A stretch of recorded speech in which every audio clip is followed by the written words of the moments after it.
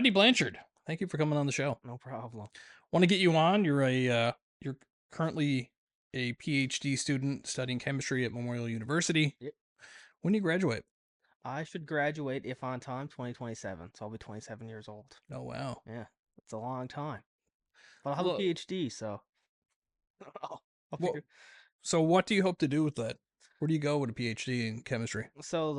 My understanding, and I haven't done a whole lot of research yet. I'm kind of just going to what I'm passionate about, but it's kind of two routes generally. It's academia, so you can be a professor, or you go industry. So it depends what kind of field you're in. If you're a organic chemist, you'll go to pharmaceuticals.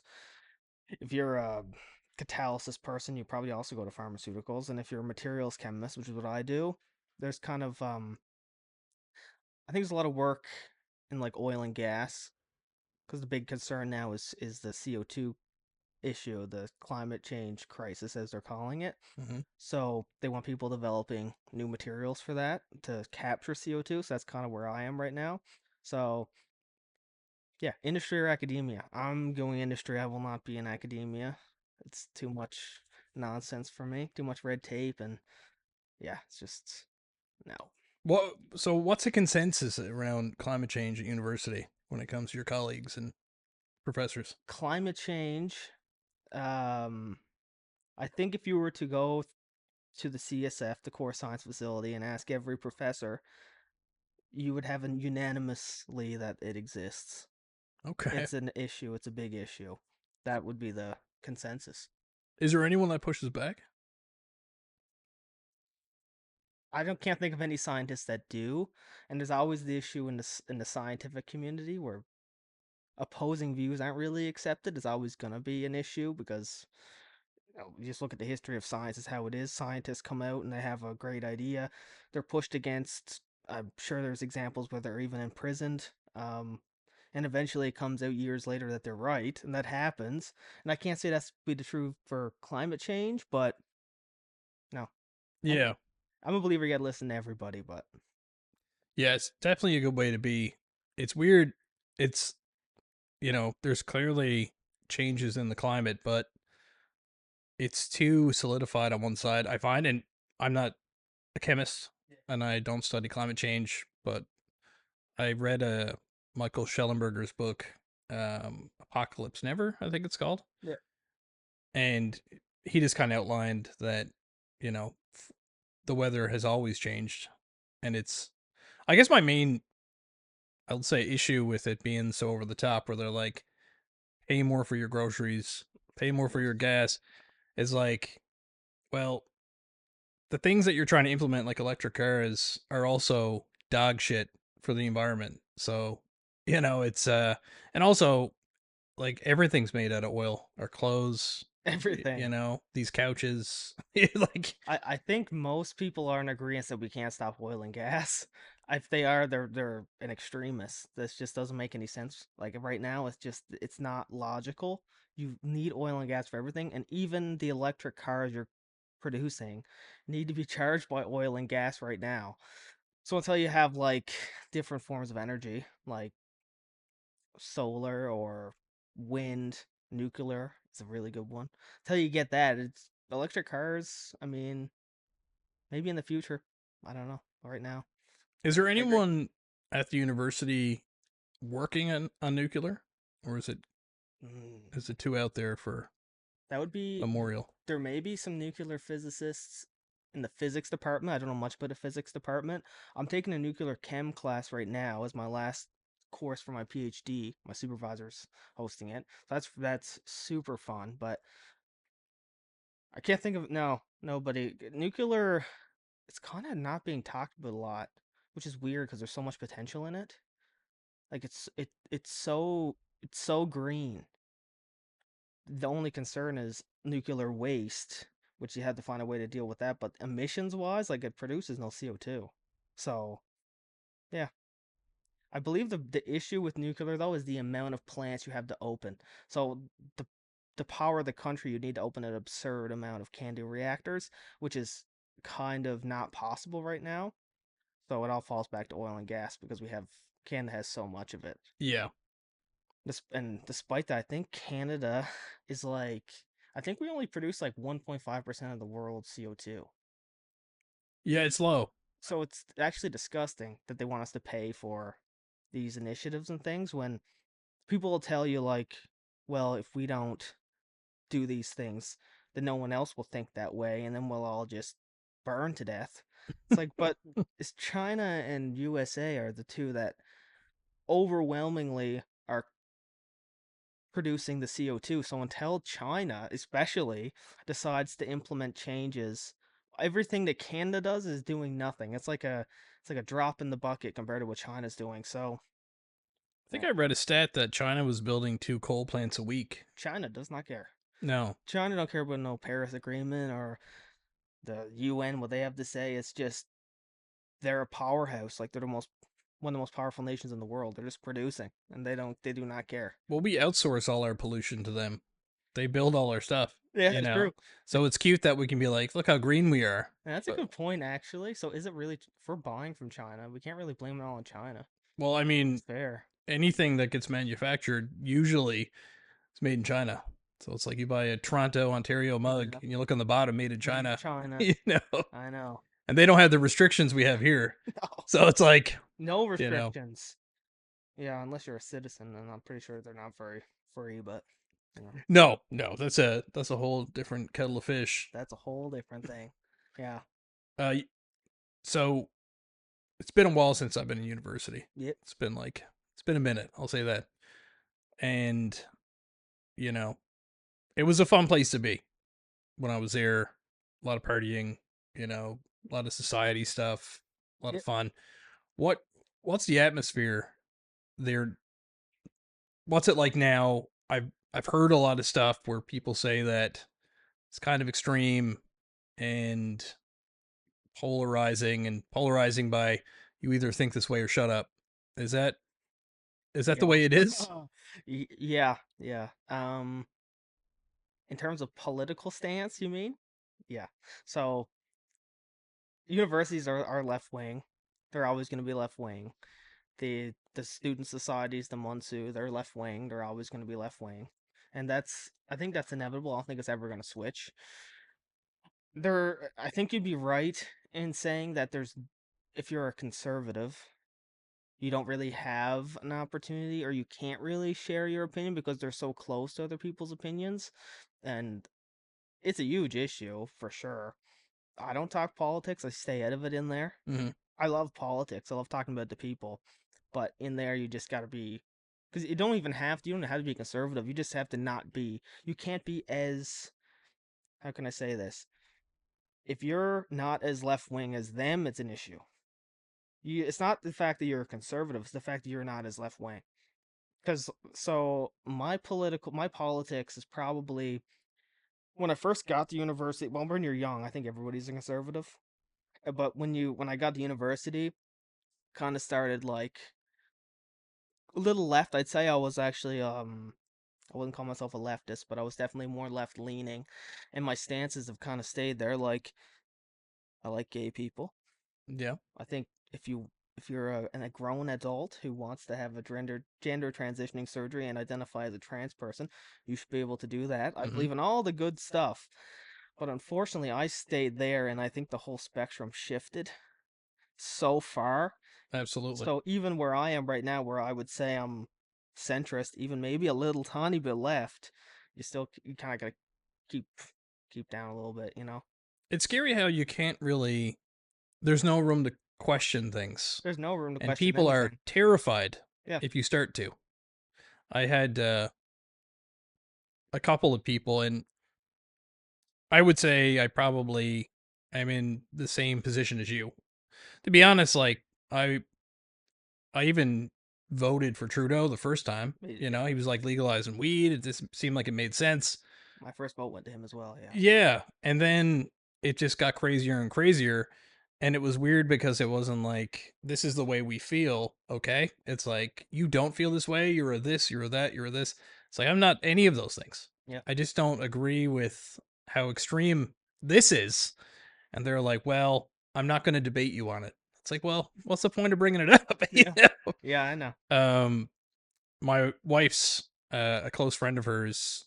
Uh she was a professor forever, and she's in that system in the States, and she tries to convert people into that mindset, where it's not like, oh, you feel that way, well, I feel this way.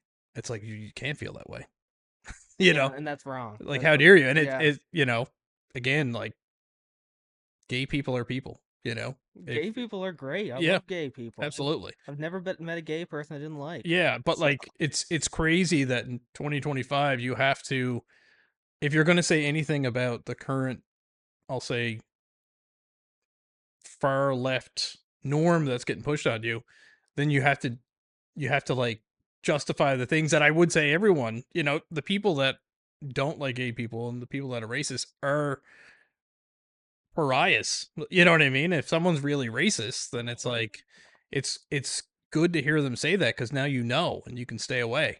yeah, But calling everybody that, it's like you're not like gonna fucking go anywhere. it devalues the word. That's Yes, the issue. absolutely. Well said.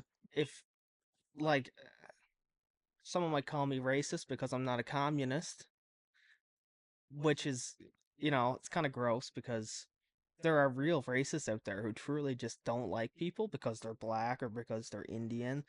And when you call those guys the actual racist, it doesn't mean anything anymore because I'm racist and you're racist and everyone else is racist. It's like there's certain words, you gotta have a certain time and place, and that's a big deal. Oh, absolutely. Racism, it's gross. It's Well,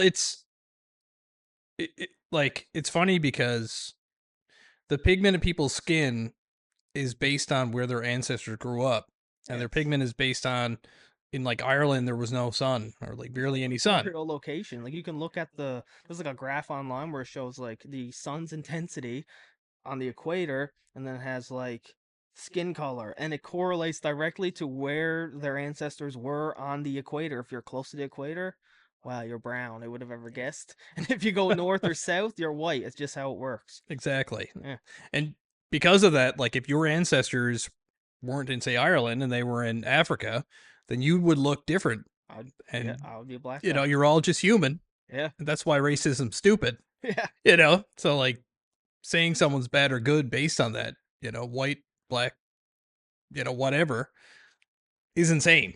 And And this is how 99.9% of people think. 100%. But they want you to think otherwise for a reason I have no idea what they're benefiting off of claiming everybody's racism or racist, but you know, Yeah, it seems like a great way to push through their initiatives, because if you're not all in on climate change, you're an idiot and you're uneducated, even though there are very educated people that are saying, it's not really the way you're putting out there.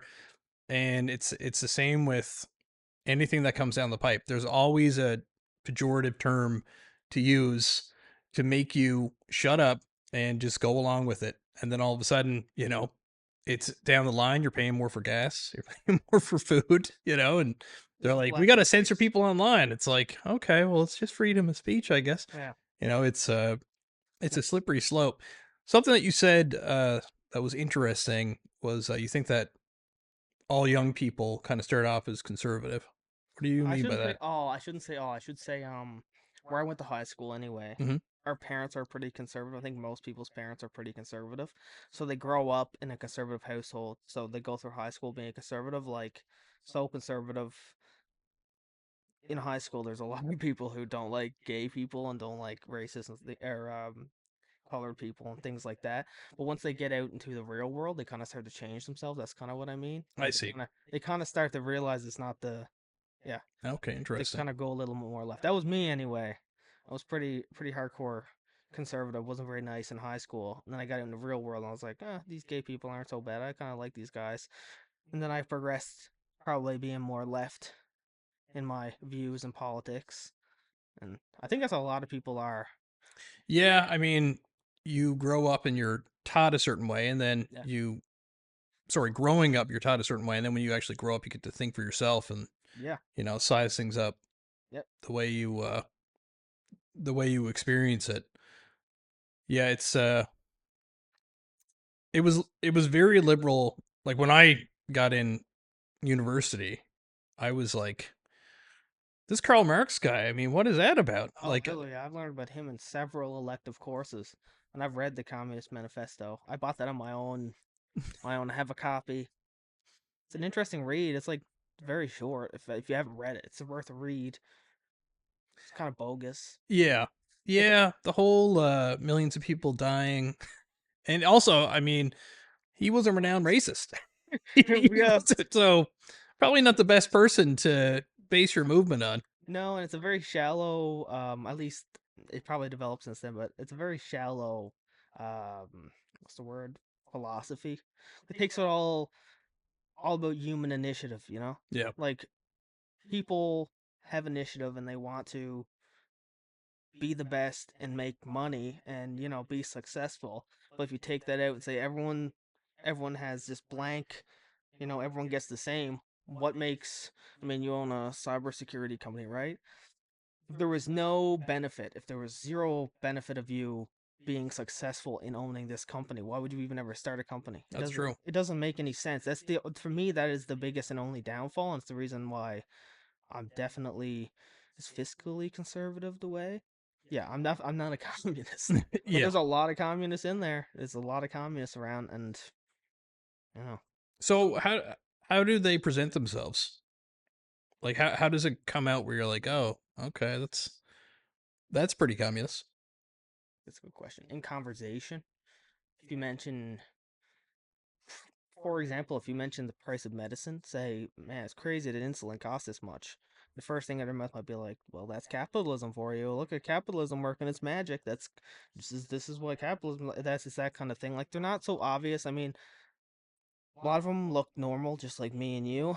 Some of them, I mean, if it's a woman with a mullet, they're probably a communist. I'm gonna be honest, but there's no real way of telling. Most people keep it to themselves, but some people don't. Yeah. Yeah, I think some of it too is kind of at that age is this immaturity, you know. Well, I can't remember who said it, but I think it's actually true statistically, and I can't say that for sure, but a lot of people come to university, they're around all these left-wing professors who have these ideas, and they get like ingrained in them, is that the word? Pushed on them, kind of brainwashed on them. So they go through their whole university degree, communist, I hate capitalism, and they're Mm, going to different groups and gatherings, and it's this nice community and everyone's on the same page, and it's an echo chamber, and echo chambers are great. If everyone feels great in an echo chamber, yeah. it's a great feeling. But then they get out in the real world, they finish university, they're now away from these groups, and it's time to make money. And then when the money comes involved, they're no longer communists. It just they don't want to be a communist anymore, Yeah. right? It's just You work hard. You want what you've earned. And I feel that's most people in there. Some will stick with it and will forever be a communist, and that's fine. Everyone can have different viewpoints, but for the most part, most people, I think, once they're done university, they go back to just being a normal capitalist member of society. I personally like capitalism. I think it's great. Yeah, it's I mean, it's nice to know that if you work hard and you Yeah, achieve things, you get benefits for that. yeah. Yeah. Absolutely. No, 100%. Universal based income is crazy, and I can't imagine. I'm sure there's people who are passionate enough, despite not making any money, they would push and have initiative to do something great. I'm sure they're out there, but I mean, would we have Facebook if we were in communism? Would we have Microsoft or Apple? Yeah. I Yeah. don't. I don't think so. The So competition really adds yeah, to the technology and the advances. yeah, So was chemistry always sub sorry, I'm gonna back up. yeah. Believe you told me before you're from a small town. I'm from a very small town. I'm from a couple small towns, but So what was it like? You're clearly a smart dude. You're doing um, chemistry, Ph.D. I did chemistry in high school. It ruined my life uh, at the time. so yeah, I took my first chemistry probably grade 11 ish, and I loved it. Chemistry is was I it was always I always understood it, and it's probably because I had a great high school chemistry teacher. He was fantastic. He was the best. Um, yeah, I always loved it. I always came easy to me. And then when grade 12 came and it was time to apply to university, I applied into was going to apply to business administration because everyone around me was telling me if you want to get a good job, business is the way to go. And it's true. You do your 4 years, you go out and you can kind of pick all these fields and you make pretty mediocre income and you're kind of set for life.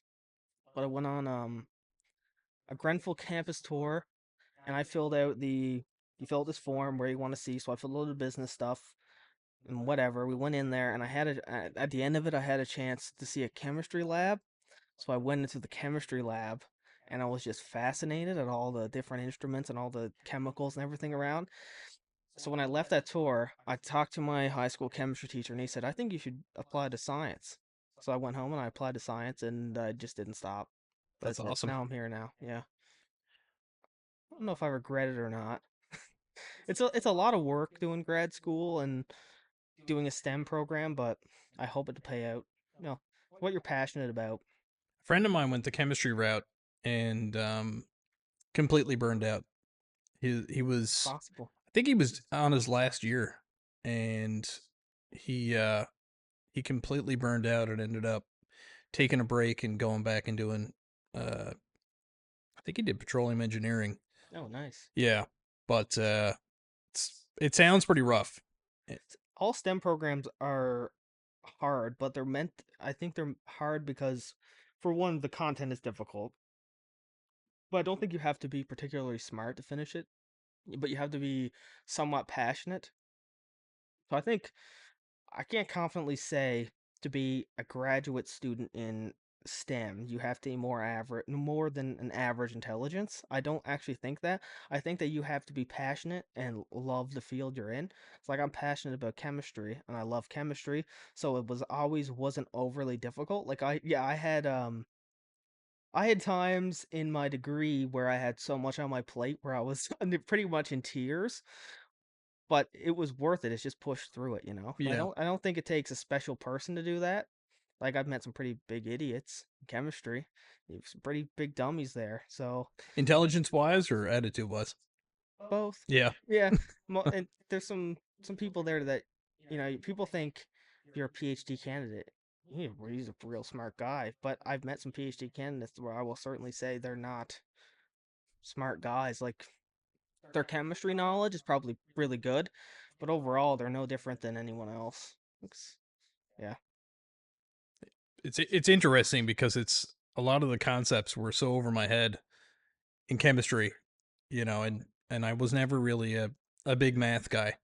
Um, it's a lot of math. Computers always made sense to me, but Computers are math too, though, right? they are, but it's logical and not. There's a lot of theory in math that kind of went over my head. Like I can understand create or solving a logical problem because I have like a toolbox, just methods and Yeah, but math, the theory part. Like I remember in high school when we got into like advanced uh it was like cosine and tangent and anyway, it yeah, just yeah. Forget I the name hated of it. them. Trigonometry. There we go. There you go. It's like It's di- PTSD for me. I wiped it out. it's different now though because there's so many sources online. Like there's a YouTube channel, the Organic Chemistry Tutor, not just chemistry. He teaches physics and math, and that guy alone helped me dramatically in high school math. It just helps you understand the concepts better, because the effects of a good teacher, because like can't be understated. Like my chemistry teacher was phenomenal. He taught like I feel most people don't understand chemistry because their basics, their foundation isn't built right in chemistry. And so if you don't build that foundation when you go to the next level, which might only be grade 11 to grade 12, it all falls apart because you just don't understand the foundation, like what a mole is and what a molecule is. I think the amount of people that don't understand that is, I think that's the issue. You just need a good teacher. You need a solid base. And same thing with math, right? Math to a level that I'm at isn't necessarily difficult. It's just having someone to teach you or having something to guide you because you can't learn it on your own. Many people, I mean, I don't think very many people will be able to pick up a calculus textbook and just learn calculus by themselves. I feel like they got to have someone to guide them. So it's definitely the teacher. Yeah. Yeah, I agree with that. Um, one thing I want to mention, you've gone through quite a transformation since I've met you when we joined in jujitsu. You lost a ton of weight. Since starting jiu-jitsu, I might have. My weight fluctuated. I was 275 at my maximum. That was in just out of high school. I was ginormous. I was unhealthy. Like, I can't say I was depressed. I've never been depressed, thank God. Like, I'm very grateful for that. But like, um, at that time in my life, like first year, second year university, I did zero physical activity. I was eating fast food every single day. I was at 270, 275 pounds. Like, your self confidence is zero anyway, so you have no self confidence. So it was rough. Um, I started weight training. Was it my third year university or second year university? I got myself down to 195 pounds. That was the best I've ever felt in my life. Like, just eating right and exercising alone, just the feeling you get, like, it's no feeling that can beat the what exercise and healthy eating can do. So that was amazing, and the self confidence boost you get from not being, morbidly obese is also fantastic. And then I kind of got back to a normal routine and my weight kind of went up. So I think when I was in jujitsu first time, I was probably 225, 230. So I went back up again. And then jujitsu was so much cardio. And when you do so much cardio and so much exercise, you're motivated to eat better. That's the big thing. And then I probably dropped down to 206 was my lowest. And I'm about 220 now because Christmas. So, So what, like at our club, yep. you're definitely the most dedicated. You're there all the time. So 6, 7 times a week. Yeah, Yeah. which is Yeah. pretty impressive. What drives you? What first off, why did you choose jujitsu, Oh, and why do you how yeah. why are you so dedicated to So first off, weight training is incredibly boring, and I hate it. it? It's hateful. I hate. I still try to do it once or twice a week, like some kind of full body split, so like half and half, something like that. But I grew up huge MMA fan, huge boxing fan too, because my dad's a big boxing fan. But I liked MMA more. So my favorite fighters growing up was George St. Pierre and BJ Penn. So I knew there were jiu-jitsu fighters, and like that was their big thing. St. Pierre was sponsored by Hayabusa and stuff like that. So I've always wanted to try Brazilian Jiu Jitsu. Like, I used to watch it on YouTube and stuff years before I did it, just little bits because I found it interesting. And randomly, my girlfriend said we should try Jiu Jitsu, and I was like, yeah, why not? Like, I always wanted to try it. And she's like, yeah, there's this club, Terra. And she knew of Terra because at the time she was doing a work placement at a physio place, and they knew that Jeff was a physiotherapist. So we went there. And I went there one class, and that was it. I just liked it. It was, because I knew I sweat more than I've ever sweat in my life. My muscles were sore, so I knew it was doing something for muscle growth. So I thought to myself at that point, like, if I hate weight training so much and I hate my life every time I have to step my foot into the gym, what if I just transition over to jujitsu? In jujitsu, I do not have to force myself to go because I like it. It's like this constant like dopamine hit the whole time you're doing it. Just like a constant puzzle, and they're great guys there. Like, they're fantastic to talk to. Everyone there is so nice, and it was just easy for me. So I just got right back into 6, 7 times a week in the gym, but not weight training. I just shifted to jujitsu, and yeah, That's awesome. yeah, it's a good time. Notice you in the last year you got a little Oh, cross tattoo. yeah. Oh Are yeah, you a Christian? I'm a Christian. I've been Christian my whole life. I don't go to church. I need to start going back to church, but I'm a Christian. Yeah, Okay. yeah, yeah. Uh not to bring it back to school, but did anyone ever remark on your cross tattoo? Surprisingly, no. Most people, I think a lot of people don't like Christians. A lot of people don't like Jews now too. It's a new one. Never thought that would happen, but Mm, most people they're atheist. Most people I'm around though are sensible people. Like, I like the group I'm in. Like, they're really nice. that's good. I've had nobody say anything or make any bad remarks about it. I don't know if I've really expected anyone to. But I think most people aren't that brazen, Yeah. you know? So, no, I don't know why I got the tattoo. I was just kind of thinking I kind of wanted one because I was more interested in knowing if the pain is really all what people say. Okay. So I said I wanted something with my religion. So I was looking online, and the cross behind the ear was one. So I got the cross behind my ear, and that was, yeah. Yeah, I've had a couple of Christians on the show. I'm a Christian myself, um, which is new to me. I went to Catholic school, and it left a nasty taste in my mouth Yeah, because it was, Catholic is like, it's extreme. I'm sure there's some good Catholic spots out there, but it's like, you're bad, and we had to go to confession sometimes during school, and like there was prayers, and Yeah. the nuns. It's also terrifying. Catholic Church is petrifying. It is, It's yeah. so dim and candle lit in the Oregon. Yeah, and sometimes the priest would come out and lay down the law and be like, "I haven't seen you here in a while," and like, it was intense. No, I'm a Pentecostal. I don't know if what's the word for that.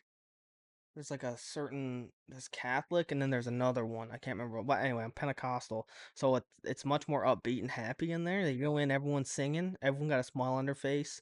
There's kids in the basement at Sunday school, so you can hear all them like down there laughing. So it's much more of like a relaxed, Yeah. really happy, upbeat church. And that's probably if I was a Catholic and I had to go to Catholic church growing up, I probably wouldn't be a Christian because I'd probably resent it. I'm not gonna lie. Well, I just completely checked out as soon as I went to university. Yeah, I was like, never thought about it. And my wife had this experience, and she was like, "We should go to church." yeah. And I was like, "Oh, what?" And then we went, and it was a church here, Pentecostal church. There's a band that plays like, and they have like talented people, drums, electric guitar, and basically they just play a bunch of upbeat music, not a bunch of choir music, and it was cool. There's coffee, and everyone's like super friendly. There's people from everywhere. What kind of church was It's Pentecostal, it's Bethesda. cool? Yeah. So, I was I have to go sometime. really like it, and since then it's funny because talked to a few people now, but I just notice things that I would always call the universe, if things have kind of really lined up, Oh where yeah, it's like, okay, there seems like there's a path here. Like certain things will come to me, and then when I chase it, it's like all the lights are green. But if it's something that, doesn't organically happen and I try to chase it, it always yep.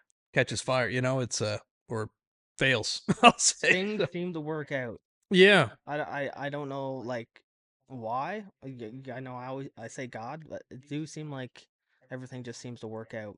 The Christianity and probably even Islam too. They're just good rules to live your life by. Yeah. Like, don't cheat on your wife. Mhm. It's It's a pretty decent good. one. It's Yeah. a pretty decent one. Don't be lazy.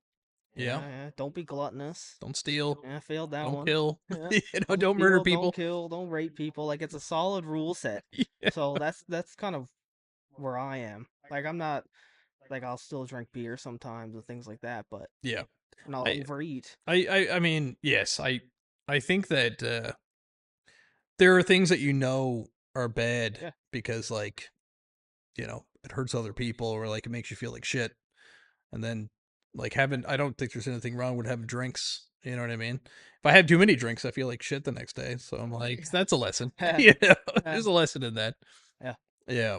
But yeah, it's definitely swinging. Like it seems like atheism is more taking over, and Muslims are doing pretty good too for themselves. But it seems like Christians and Jews, they're kind of like we're kind of the ones getting the butt end of the stick here. A lot of people don't like us. Are you ready to elevate your podcast to remote meetings? Let me introduce you to Riverside, the ultimate platform for high quality, professional remote recordings. It's the same trusted tool we use on the Mantle to bring you crystal clear interviews with our remote guests. With Riverside, you can capture studio quality audio and video from anywhere in the world, making it a game changer for podcasters, content creators, and remote professionals. If you're ready to take your content to the next level, use our exclusive link in this episode's description to get started today. This episode is brought to you by Pump Less Clothing. Ready to unleash your inner beast? Pump Less is here to fuel your fire. with intense, no holds barred designs crafted for men who dominate in and out of the gym. Pump Lust isn't just gear, it's a statement. Every piece is built for warriors who thrive on the grind and live for the pump. Whether you're smashing PRs or sculpting your legacy, Pump Lust gives you the edge to look sharp and train harder. No excuses, no limits. Step into the intensity of Pump Lust today. Gear up and show the world what you're made of. Visit pumplust.com to get their latest drops. Yeah, with the stuff going on in Gaza, what's what's that? What's happening on campus? I've seen some signs. Yeah, It have stopped recently because I think they've got a ceasefire, but it was hateful. yeah. It was the worst. I mean, like they're protesting everywhere. You can't get through places. They're always in your face.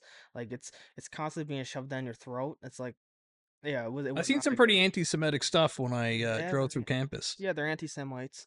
They pretend that it's for the better good of whatever they're doing, and they're saying it's not all Jews. It's just the Zionist pigs, their words, but it's certainly anti-Semitic. Like Wow, my supervisor is an Islamic or an Islamic Jew, excuse me, an Israeli Jew, and he keeps his politics at a class at a school. He just you know, but he had someone review bomb his rate my prof, saying that he constantly talks about Middle Eastern politics in class and things like that. really? Calling him Zionist, yeah, yeah. No, they're anti-Semitic. A lot of them. I can't say all of them. Some of them truly just feel bad for the people of Gaza, and I understand that. But no, the Jews. It's really shifted. I never thought we would get to the point where people hate Jews again. Yeah, it's kind of the complete opposite of being liberal.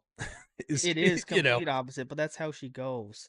Yeah, they hate racism yet they're racist. They hate prejudice yet they're prejudiced. It's just yeah, Yeah, it's sounds when you go too far. I found it really odd that that was the direction they went in. Like the whole war in Gaza is horrific. You know, I seen some videos that I wish I'd never seen, and Yeah. you know, whenever people are getting killed, but it's like, yeah, like you don't like Jewish people, like, Yeah, and a lot of them truly just don't like they call them Zionists. I think that means people who are just solid set on Israel being the motherland for all Jews. okay, They a lot of them I truly think that they don't like these people. And I truly think that Israel belongs to the Muslims and it should be Palestine. But there's a lot of people out there that are using this excuse just to be hateful towards Jews. Yeah, there's some pretty nasty messages and stuff they write on chalk and stuff in front of the building, and it just really like walks the line on what you should and shouldn't say to people. wild.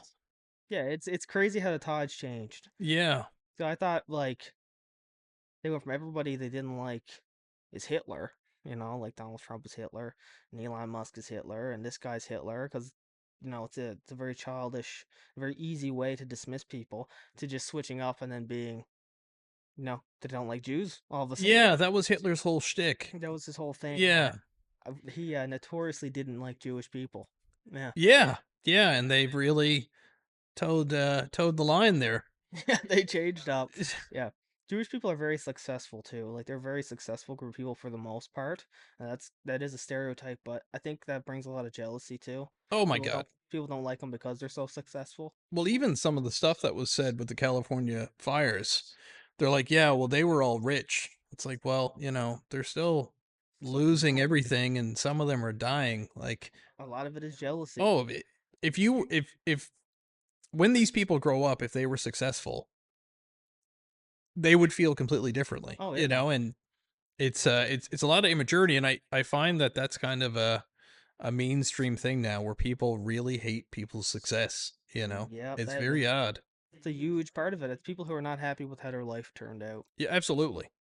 It's funny too, because like if you have a buddy who's like a toxic dude, then they're that way. Like they, you know, they downplay your success, Oh yeah, and there's like those when bad guys. things happen to you, they're kind of happy about it. You know, it's and it's weird to see a lot of people, even in shows. You know, it's like down with successful people, you know, up with the downtrodden, and like obviously downtrodden people need to be lifted up, but like you do that with your own sweat.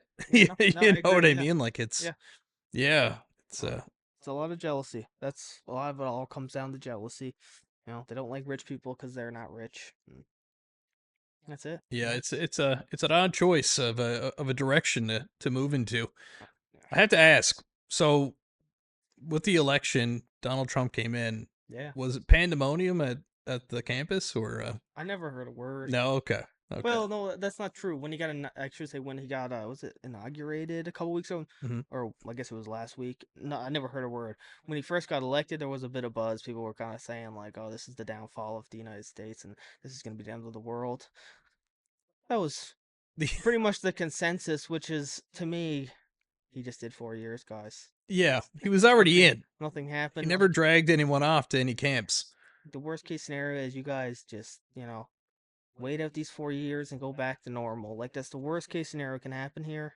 Like, but I gotta say, I don't know what Elon was thinking with that salute. Like, obviously, he didn't, you know, he wasn't doing a Nazi salute. He was doing like the heart to, yeah, but it was like, there's already the media that's against you is going to eat this up. Like, he's socially awkward, I think, a little yeah, bit, and he was in the moment, like on the huge stage, and he just kind of wanted to tell people his heart was out to him, and he just didn't think, and it was just bang up with the hand.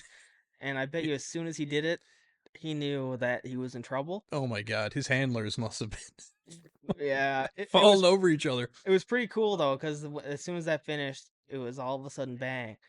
Elon Musk is a Nazi, and like we're right back to Oh my 2016 again. God, it It was was just, ridiculous. it was like to me it was a turning point. It was like, oh, we're back. Like I thought back when he first came in, there was like a lot of out of context things going on, a lot of people stretching the truth. And I thought it would change this time because people, like, I think the mainstream media got to know people aren't so stupid anymore. They've kind of, especially since COVID and all that stuff, people have kind of, they're much more skeptical. They're much more like, attentive to what they're being told. So I thought they would learn their lesson, but just like that, they're back to it again. Everyone they don't like is Hitler, Yeah. and it sucks. So I don't like everything Trump does, but I don't dislike everything he does. So he's not Hitler. No. I don't know. Well, when he first got in, like, I ate up a lot of the stuff they said about him because No, me too. he's like a game show host kind of, like he's like a pop culture figure, and I'm like, "Oh my God, he's the president now?" Yeah. And then, as their narratives kind of dissipated and you've seen stuff, it's like, "Oh, it's a hose job." Like he came in, he kind of got kneecapped whenever he tried to make a change, and then they were like, "That was useless. Here's, here's the next administration." And then it really opened my eyes because all the stuff they were saying, CNN of all places, which I thought was the news forever, it was just like, oh, that was all lies, you know. And Yeah. then all these other news agencies followed suit around the world. CBC was right on that, and then I noticed that stuff happening here, and they're like pulling that stuff with Pierre Polyev, and it's like he he's not a big mouth like Donald Trump is. Like Donald Trump doesn't do himself any favors because he shoots from the hip, and Oh yeah. you know, He says whatever he's thinking, it just comes out. So that's the thing I actually like about him the most is that I truly think we know what he's thinking at all times because he hmm can't control himself other than just spit it out. yeah, So I think he might be the most transparent president they've ever had. Whether he's the best president, we'll see in 4 years. hmm But I'm not one to comment on that. But no, he's definitely transparent, and we do see it in Canada on CBC. Like in the states we have Fox that I was gonna side Republicans. We have CNN is always going to side with the Democrats. That's always going to be a thing. But to see it in the CBC is pretty gross because it's state-funded media, yeah, like where they get billions of dollars from the government. So to pick a political side is actually kind of scary if you think about it, because they're siding with the government that's currently in power while getting money from the government that's currently in power while being the network that's being fed to all of Canadians. yep, It's insane. as the standard, and they're openly, um, well, everything they say about his political opponents is negative. So they're like keeping him in power, until like Canada is so fed up that they're like, he steps down, and it's like they try to make it a sad day. It's like no, Everyone was kind of pumped. no one likes this guy. Yeah, Like, no what are one. you talking about? Yeah, he Like, was. he's Who dumb, knows? clearly. He's not a smart guy. He's not a good speaker. He's got nice hair, but like, Great he's hair. an idiot. Yeah. And he everything he's done is like cost us more money, and they still won't negatively talk about him. And it's so confusing. No, it is confusing. Yeah, they sided with him the whole time, but he's gone now, and we'll have a new. Now he might pop up again in a few elections from now because we don't have a term limit in Canada, which is a big problem we have as well. But yeah, he could be back. You don't know. He's power hungry. He's money hungry. We'll see what happens. His wife divorced him too. It's crazy. Yeah, which is pretty wild. I'm gonna actually. All right, a short lamp break. Yep. Um, yeah. So he's gone. What do you think about Pierre? I think Pierre says what he wants people what he thinks people want us hear. Mm-hmm. I think he's very much like that. Like he's very he just says what people want to hear. So I actually don't know what I think about him yet. What I do think is we probably need a conservative government for a few years, so I'll be voting for him. But yeah, I don't have anything positive nor negative to say. I'm just gonna see what happens. I don't think um people claim that abortion rights are at risk with him. That's not what their policy says. They have Yeah. no plan on changing abortion. So I don't think women's rights or gay rights or trans rights are any issue whatsoever. So I can't see, besides a chance that they ruin the economy, which is always possible with the new party. I don't think it's any negative can come. I just give them 4 years, and if they don't like it, kick them out again. Yeah, That's politics. That's democracy. Like that's right. people are gonna lose their mind over it, and but I don't mind. I don't mind Pierre. I'm voting for him. Yeah, no, he seems he's definitely the better option. Yeah, I don't know who the liberal option is going to be yet. They're saying that the ex-finance minister, what's her name? Christia Freeland? Yeah, but I don't think it'll go over well. I don't think there's a political candidate they can pull out that's going to beat Pierre. The, No. the only chance they have is if they get the Conservatives to a minority government and then side with the NDP again, do a little coalition, and that's the only real chance they have. NDP is growing, which is interesting. Yeah, they're kind of like step further to the left. It Way, seems like. way more, yeah. Yeah, like I don't know. They're socialists, Yeah, they're like full socialists. up, and They're, it's kind of scary because it's like the things that Canadians don't like is like harsher restrictions on things, and they're like gung ho towards it. Yeah, they're a typical far left political party. Like liberal and conservative to me are both kind of centrists. They they're both kind of socialist because they have socialist views like healthcare and things like that. But the NDP are gone extreme because they want free childcare, they want free Medicare, they want free I believe there's even words that they want free like internet and things like that. So they have all this list of things which if they plan on making free, but the issue is nothing is No, free. we pay for You pay for it. it. Yeah. So that's I've they get a lot of people who are uneducated on politics and the economy by saying free, free, free. Hmm. I think that's why their votes skyrocket. So, they could be a dark horse to form a majority with the liberals, but I'd never vote NDP. I'm not that's not what I think I No, no, it's yeah, luckily they're not doing themselves any favors by running on all the things that, you know, I think the majority doesn't enjoy, which is like higher taxes and cost of living for everybody. that's right. We have a pretty good right now. I mean, our healthcare is in shambles, but it is universal, so it's quote free. Um, most of us have good insurance. Our pharmaceuticals don't cost much. Same thing with dental. Like I feel like we're in a good spot right now, in a balance between capitalism and have some socialist aspects to it. I don't see why we have to keep pushing. Like I feel like besides the fact everything's so expensive right now, I think everyone's kind of happy with the state of it. Yeah. We would like better health care, obviously. Like it's obviously everyone knows how horrible it is to see a doctor, but It's funny. The we were on vacation and I was talking to a couple of people from Texas, Oh yeah. and they were like, jabbed me about healthcare, and I was like, you know, it's free, but the cost is the weight and the taxes. But yeah, so I was telling them I had a staph infection. It was my second one. I had a couple in a row. It ended up being MRSA. But I got a staph infection. I got antibiotics, and then I got a second one, and I went back to the hospital, and I was like, I have a staph infection. I've had it before. Here it is. Staph infection looks just like the old one. And they were like, well, we're still going to get a doctor to look at it. So I waited 12 hours, seen a doctor. He's like, that's a staph infection. I was like, yep, it's a staph infection. He goes, here you go. Here's your antibiotics.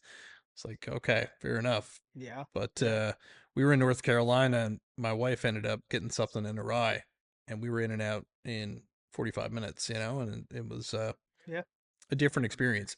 It was expensive. We have insurance, so it got paid for. But yeah, it's great that there's free, but I wish there was like a 2 tier where Yeah. you could have the option if you wanted to go that route. Especially so many companies have health insurance. Like as long as you have a job, it's kind of paid for. No, that's the dream is to have private and public Hmm. healthcare. Like to be able to, if you don't have the money to go public, but if you have the money or you need something urgent and done right, which is sad, but go to private and pay out of pocket for it.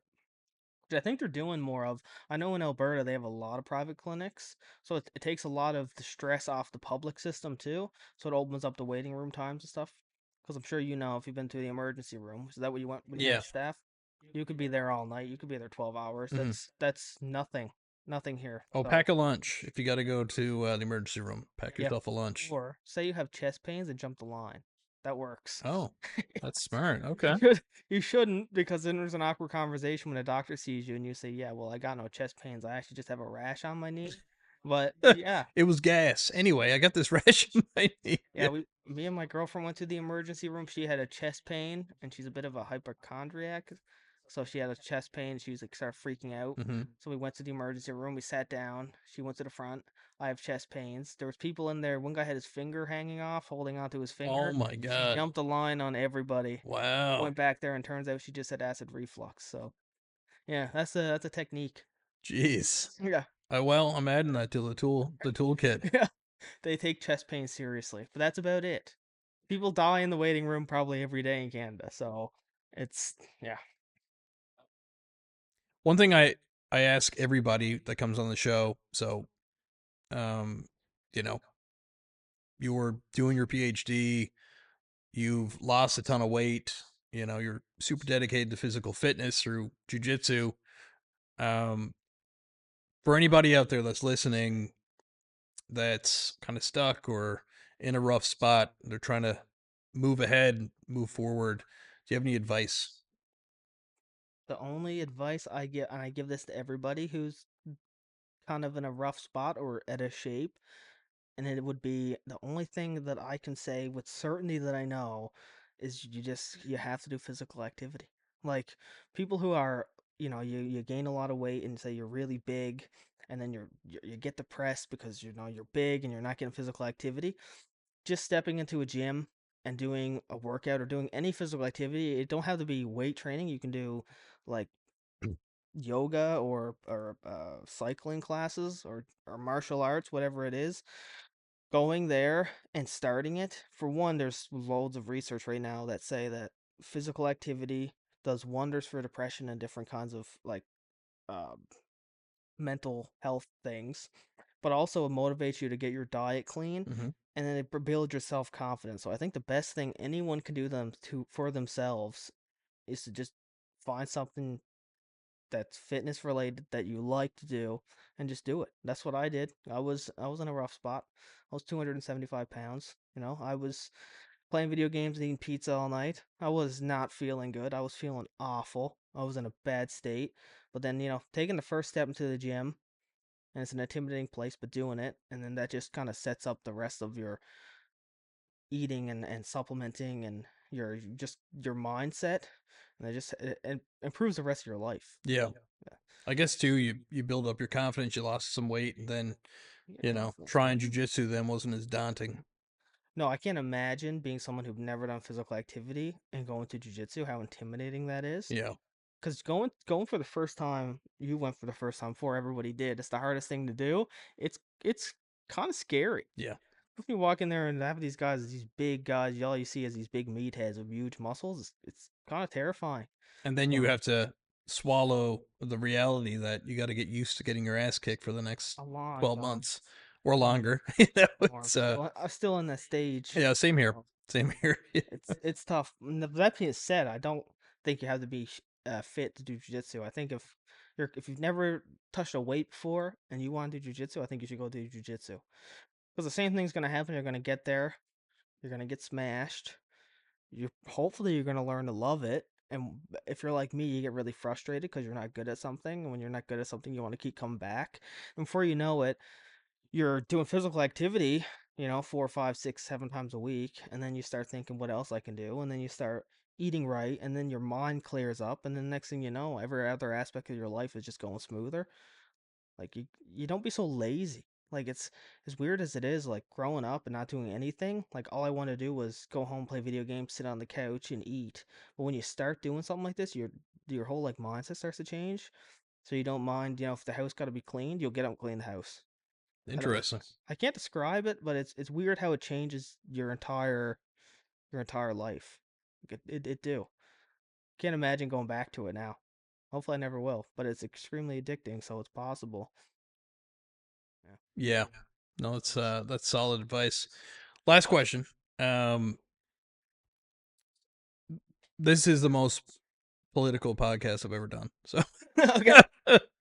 but this is a podcast about men, mental health, masculinity. What's it like being a man going to university or a young man going to university in 2025? That's a good question. You know, nothing really stands out.